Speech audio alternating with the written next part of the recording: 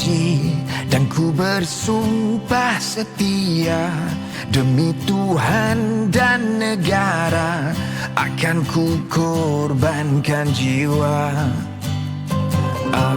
Alhamdulillah, tahun ini kerajaan menerusi Kementerian Komunikasi memperkukuh dan memperluas kerjasama strategik dengan sektor korporat, swasta dan pemain industri menerusi pelbagai inisiatif.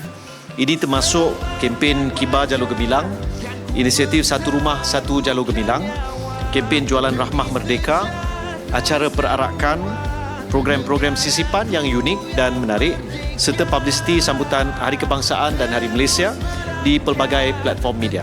Langkah proaktif ini membuktikan bahawa sambutan Hari Kebangsaan dan Hari Malaysia bukan lagi sekadar acara rasmi dalam kalender kerajaan, sebaliknya telah berkembang menjadi satu manifestasi kebersamaan antara kerajaan, sektor swasta, industri dan rakyat dalam menyemarakkan semangat patriotisme serta kecintaan pada negara.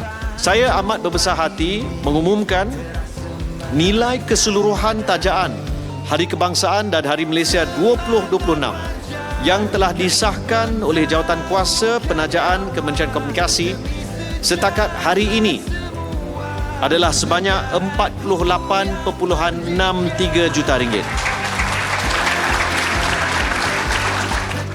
Bagi pihak Kementerian Komunikasi, saya merakamkan setinggi-tinggi penghargaan dan jutaan terima kasih kepada semua rakan strategik sambutan Hari Kebangsaan dan Hari Malaysia 2026 tanpa mengira besar atau kecil nilai sumbangan yang diberi.